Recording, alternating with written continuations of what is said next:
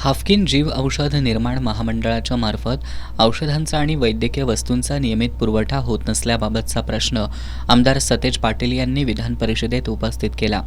राज्यात औषधांचा पुरवठा करण्यासाठी वैद्यकीय शिक्षण विभागानं 2016 ते 2022 या 6 वर्षाच्या कालावधीत हाफकिन जीव औषध निर्माण महामंडळाला 4,298 कोटीचा निधी उपलब्ध करून दिला। यापैकी 2,998 कोटींचा औषधांचा पुरवठा करण्याचे आदेश दिलेत। या निधीपैकी सद्यस्थितीत 2,052 कोटी रुपयांचा निधी महामंडळाकडे शिल्लक आहे। 6 वर्षात आरोग्य सेवा संस्थांनी मागणी केलेल्या वस्तूंपैकी 71% वस्तूंचा पुरवठा केला नसल्याचं 21 डिसेंबर 2024च्या कॅगच्या अहवालातून उघड झालंय। हे खरं आहे काय? असल्यास या अहवालानुसार शासनानं जबाबदार असलेल्या संबंधित दोषींवर कुठली कारवाई केली, असा सवाल आमदार सतेज पाटील यांनी उपस्थित केला।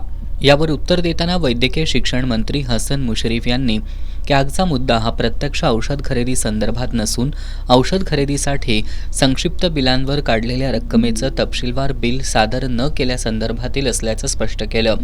6 वर्षात हाफकिन जीव औषध निर्माण महामंडळाला एकूण 2,653.77 कोटी एवढा निधी औषध आणि वैद्यकीय वस्तूंच्या खरेदीसाठी उपलब्ध करून दिला असून त्यापैकी 1,030.38 कोटी निधी खर्च झाला असल्याचं मुश्रीफांनी सांगितलं।